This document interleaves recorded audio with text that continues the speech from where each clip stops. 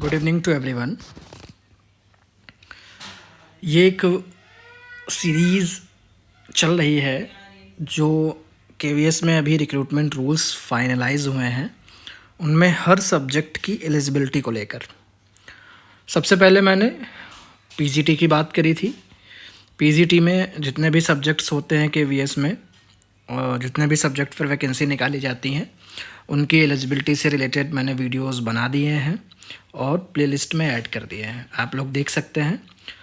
TGT Hindi, English, Sanskrit के भी videos मैंने बना दिए हैं। इनकी एलिजिबिलिटी क्या होगी वो भी मेरी प्लेलिस्ट में आपको मिल जाएंगे, जिसको भी कन्फ्यूज़न है वो देख सकता है। आज हम बात करेंगे टीजीटी मैथ्स, मतलब टीजीटी मैथ्स की क्या एलिजिबिलिटी है। अगर कोई टीजीटी मैथ्स बनना चाहता है केवीएस में, तो उसको कौन सी डिग्री उसके पास होनी चाहिए तो वो एलिजिबल माना जाएगा। जैसे कि अगर हम बात करें तो आप लोग देख सकते हो, सबसे पहले तो ये इसेंशियल क्वालिफ़िकेशंस हैं जो हर सब्जेक्ट के लिए लागू हैं। मतलब टीजीटी की अगर हम बात करें तो हर सब्जेक्ट के लिए ये वाली कॉमन है। फिर पर्टिकुलर जैसे मैथ्स की अगर हम बात करेंगे तो अभी मैथ्स से कौन सा सब्जेक्ट आपने पढ़ा हो तो उसको डिटेल में समझेंगे। तो टीजीटी मैथ के लिए एक तो आपका 4 year integrated degree course from NCT recognise university with at least 50% marks in the concern subject as well as in the aggregate including BEd component. यहाँ पर ये बात कर रहे हैं कि आपने या तो 4 साल का इंटीग्रेटेड कोर्स किया होना चाहिए। 4 साल का इंटीग्रेटेड मतलब होता है ग्रेजुएशन प्लस बीएड। जैसा कि अभी रिसेंटली एनईपी में बात करी जा रही है कि जो अभी 2 इयर्स का ये बीएड प्रोग्राम है, इसको 4 साल का कर दिया जाएगा। इसमें ग्रेजुएशन प्लस बीएड दोनों की डिग्री आपको एक साथ मिलेगी। तो अगर, और कुछ यूनिवर्सिटी हैं जो ऐसा कराती भी हैं, तो अगर आपने ये कोर्स किया है, 4 इयर्स इंटीग्रेटेड डिग्री आपने करी है जिसमें बीएड कंपोनेंट मस्ट है और वो 50% होना चाहिए आपका, और जो बीएड कंपोनेंट है वो भी 50% होना चाहिए। जैसे अगर हम बात करें कि आपने कोई भी ग्रेजुएशन का प्रोग्राम 3 साल का होता है, तो 3 + 1 4 का कोई इंटीग्रेटेड प्रोग्राम है, तो 3 साल का जो ग्रेजुएशन है वो भी 50% होना चाहिए। 1 साल का जो बीएड कंपोनेंट आपका उसी इंटीग्रेटेड में है वो भी 50% होना चाहिए। मुझे लगता है इसमें किसी को कोई कन्फ्यूज़न नहीं होगा। अगर आपने ये कोर्स नहीं किया है तो फिर आपके लिए ऑप्शन है, दूसरा कोर्स आपने किया होना चाहिए बैचलर्स या honours degree from a recognised university with at least 50% marks in concern subject, combination of subject and also in aggregate. मतलब यहाँ पर उन्होंने बात करी है कि या तो आपने बैचलर्स की डिग्री आपके पास होनी चाहिए, अगर इंटीग्रेटेड नहीं है तो बैचलर्स डिग्री होनी चाहिए, और ऑनर्स डिग्री या तो होनी चाहिए। मतलब सिंपल ग्रेजुएशन आपका होना चाहिए, या फिर आपका ग्रेजुएशन इन ऑनर्स होना चाहिए। जैसे कि ऑनर्स में बहुत सारे सब्जेक्ट होते हैं, उसमें हम ऑनर्स करते हैं, तो या तो ऑनर्स की डिग्री होनी चाहिए और वो भी 50% मार्क्स के साथ। किसमें? वो डिग्री प्लस जिस सब्जेक्ट से आप भर रहे हैं फॉर्म, उस सब्जेक्ट में भी 50% होने चाहिए। जैसे चूँकि मैं मैथ्स की यहाँ पे बात कर रहा हूँ, तो अगर आपने बीएससी इन मैथ करी है तो बीएससी में आपके 50% होने चाहिए। और जो मैथ, क्योंकि बीएससी 3 या 4 सब्जेक्ट अलग अलग यूनिवर्सिटी कराती है, कहीं पे 3 सब्जेक्ट होते हैं, कहीं पे 4 सब्जेक्ट होते हैं, तो उनमें एक तो मैथ ज़रूरी है जो आपने पढ़ा होना चाहिए, 3 साल पढ़ा होना चाहिए मैथ्स, और मैथ्स में ही केवल आपके 3 साल के मिला के 50% से ऊपर होने चाहिए, और ओवरऑल ग्रेजुएशन में भी 50% होने चाहिए। तो आई होप ये भी क्लियर हो गया होगा पॉइंट। अगर ये भी डिग्री आपके पास नहीं है तो फिर इसके अलावा मतलब अगर आपने ग्रेजुएशन या ऑनर्स या इंटीग्रेटेड कोर्स नहीं किया है तो आप एलिजिबल नहीं हैं। मतलब यही 2 ऑप्शन है सिर्फ। फिर इसके अलावा ये पहली इसेंशियल हो गई। दूसरी इसेंशियल में क्या है कि BEd degree from NCT recognised institution university with at least 50% marks. मतलब अगर ये नीचे वाली आपकी योग्यता है ग्रेजुएशन वाली, तो फिर आपका बीएड भी इसके साथ होना चाहिए, क्योंकि बीएड कंपलसरी है। अगर ऊपर आपने 4 ईयर इंटीग्रेटेड कोर्स किया तो उसमें ऑलरेडी बीएड इंक्लूड है, तो उसमें अलग से बीएड की ज़रूरत नहीं है। लेकिन अब आपने अगर ग्रेजुएशन किया है तो इसमें अलग से आपका 2 साल या जैसा भी उस समय चलता हो बीएड, क्योंकि बहुत पहले 1 साल का ही बीएड चल रहा था, तो इन्होंने ऐसा कुछ नहीं लिखा कि 2 साल का होना चाहिए, तो बीएड की डिग्री होनी चाहिए, वो भी 50% मार्क के साथ। इसके अलावा फिर आपके पास ऑप्शन है 3 years integrated BEd MEd from NCT recognised institution university with at least 50% mark, या फिर आपके पास बी.एड और एम.एड दोनों इंटीग्रेटेड कोर्स होने चाहिए। तो ये बहुत कम लोगों के पास है, ज़्यादातर जो लोग फॉल करेंगे वो इसमें करेंगे, ये BEd degree from NCT recognised institution university with at least 50% mark, ज़्यादातर जो मेजॉरिटी होगी वो इसी में होगी। तो सिंपल ग्रेजुएशन आपका होना चाहिए मैथ्स में और बी.एड होना चाहिए। फिर इसके बाद अगर ये भी नहीं है तो फिर 1 year बी.एड स्पेशल एजुकेशन की बात करी गई। स्पेशल एजुकेशन ये आपका वैसे होता है रिहैबिलिटेशन वालों के लिए, जो दिव्यांग कुछ है बच्चे होते हैं, कुछ ऐसी यूनिवर्सिटी होती है जो स्पेशल कैंडिडेट्स को पढ़ाने के लिए, उसमें स्पेशल कैटेगरी वालों के लिए होती हैं वो। तो आपने अगर वो कोर्स किया है तो भी आप एलिजिबल हैं।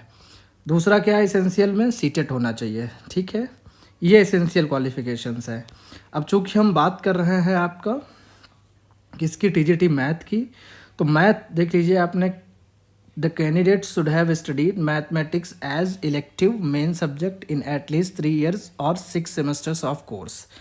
कि मैथ एज ए सब्जेक्ट आपने अगर बीएससी आपने करी है तो मैथ आपका मेन सब्जेक्ट उसमें होना चाहिए या इलेक्टिव सब्जेक्ट होना चाहिए। यही 2 सब्जेक्ट इन्होंने स्पेसिफाई किए हैं, मतलब मैथ्स एज ए इलेक्टिव और मैथ्स एज मेन सब्जेक्ट, और 3 साल पढ़े होना चाहिए। जैसे कई बार लोग कहते हैं सर हमने 2 ही साल पढ़ा है, या हमारे यहाँ सेमेस्टर सिस्टम था तो हमने केवल 3 ही सेमेस्टर में ये सब्जेक्ट पढ़ा है। अगर आपने ऐसे किया है तो आप एलिजिबल नहीं हैं। मतलब फिर आप पूछते हो तो मुझे फिर बाद में नो करना थोड़ा अच्छा नहीं लगता, कि मतलब फील होता है कि अगर डायरेक्ट हम आपसे नो कहेंगे तो कहीं ना कहीं आपको बुरा लगेगा। तो आप समझ जाए, मैं फिर से स्पेसिफाई कर रहा हूँ, इस बार क्लियरली इन्होंने मेंशन किया है कि जिस सब्जेक्ट से आप टीजीटी में मैं बात कर रहा हूँ, जिस सब्जेक्ट से आप अप्लाई कर रहे हैं, वो सब्जेक्ट आपने 3 साल पढ़ा होना चाहिए, हर सेमेस्टर पढ़ा होना चाहिए, ठीक है। इसके अलावा मैथ्स तो आपने पढ़ी ही होनी चाहिए 3 साल। इसके अलावा फिज़िक्स एटलीस्ट 1 year या any 2 semesters of the course. Math के साथ साथ आपने फिज़िक्स भी पढ़ी होनी चाहिए कम से कम 1 साल। अगर सेमेस्टर सिस्टम है तो कम से कम 2 सेमेस्टर में फ़िज़िक्स भी आपका एज ए सब्जेक्ट होना चाहिए ग्रेजुएशन में। इसके बाद और एक कंपलसरी एलिजिबिलिटी इन्होंने लगाई है, 1 out of chemistry, electronics, computer science, statistic at least 1 year और any 2 semester of the course. यानी कि मैथ्स 3 साल होने चाहिए, फिजिक्स कम से कम 1 साल होने चाहिए। बाकी ये जो सब्जेक्ट हैं chemistry, electronic, computer science, statistic, ये जो 4 सब्जेक्ट हैं इनमें से भी कोई एक सब्जेक्ट कम से कम 1 साल पढ़ा होना चाहिए।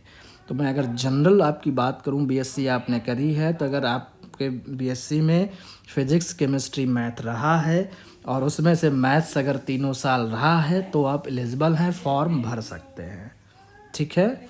आपने अगर बीटेक किया हुआ है तो बीटेक में मैथ्स आपका सारे सेमेस्टर में होना चाहिए और फिजिक्स एटलीस्ट 1 साल या 2 सेमेस्टर में होना चाहिए। Chemistry, electronic, computer science, statistic में कोई भी एक सब्जेक्ट, वो भी एटलीस्ट 1 साल आपने पढ़ा होना चाहिए, ठीक है। फिर है the candidate who studied under choice based credit system with the above subject are also eligible to apply. मतलब जिन्होंने चॉइस बेस्ड क्रेडिट सिस्टम से पढ़ा है वो भी जो है एलिजिबल है अप्लाई करने के लिए। दूसरा और इन्होंने कहा है candidates with BSc honours in physics और chemistry are not eligible for the post of TGT maths. इस बात को ध्यान रखिएगा आप लोग। इन्होंने क्या कहा है, अगर आपने ऑनर्स जो है मतलब बीएससी ऑनर्स अगर फिजिक्स या केमिस्ट्री में किया है तो आप टीजीटी मैथ्स के लिए एलिजिबल नहीं हैं। तो कई बार लोग पूछते हैं कि मैंने ऑनर्स जियोग्राफी में किया है तो क्या मैं इंग्लिश के लिए भर सकता हूँ, तो अभी हम उस पर भी आएंगे। और इंग्लिश में तो साफ साफ लिखा है, इंग्लिश आपने 3 मैंने कल वीडियो बनाया था जिसमें साफ साफ बताया था इंग्लिश 3 साल आपने पढ़ी होनी चाहिए। तो ऑनर्स ऐसा होता है, ऑनर्स जिस सब्जेक्ट में हम करते हैं वही सब्जेक्ट हमारा आखिरी तक रहता है, बाकी में से हमें छोड़ना पड़ता है सब्जेक्ट को। तो अगर आपने जियोग्राफी में ऑनर्स किया है तो मुझे लगता है आप इंग्लिश के लिए एलिजिबल नहीं हैं। आपने इंग्लिश में ऑनर्स किया है तो मुझे लगता है आप जियोग्राफी के लिए एलिजिबल नहीं हैं। मेरी बात समझ रहे हैं आप? तो ऐसे ही अगर आपने बीएससी ऑनर्स फिजिक्स में किया है तो आप मैथ्स के लिए एलिजिबल नहीं हैं। आपने बीएससी ऑनर्स केमिस्ट्री में किया है तो आप मैथ्स के लिए एलिजिबल नहीं हैं, क्योंकि तब मैथ आपको छोड़ना ही पड़ेगा। क्योंकि ऑनर्स का सिस्टम जहाँ तक मैं जानता हूँ, जो मेरे आसपास की जो यूनिवर्सिटीज़ हैं, तो वहाँ पर ऑनर्स जो होता है उसमें जिस सब्जेक्ट से हम ऑनर्स करते हैं लास्ट में केवल वही रहता है, बाकी सब्जेक्ट हमें छोड़ने पड़ते हैं। तो यहाँ पर कंपल्सन है कि सारे सेमेस्टर में वो सब्जेक्ट आपने पढ़ा होना चाहिए जिससे आप अप्लाई कर रहे हैं। आई होप क्लियर हो गई होगी एलिजिबिलिटी। अब भी अगर कोई कन्फ्यूज़न है, देखो ऊपर वाली जो मैंने ये बताई ये नॉर्मल सभी के लिए है, ये सभी में अप्लाई होता है। ये स्पेसिफिक है, जैसे टीजीटी मैथ्स में ये मांग रहे हैं, फिर टीजीटी साइंस में कुछ और मांगेंगे। टीजीटी साइंस का बाद में बता देंगे, अभी मैथ्स का है। इंग्लिश का मैंने कल बताया था, हिंदी का कल बताया था, संस्कृत का कल बताया था। तो आप लोग देख सकते हो, वहाँ पर कोई कन्फ्यूज़न है पूछ सकते हो। मिलते हैं नेक्स्ट वीडियो में।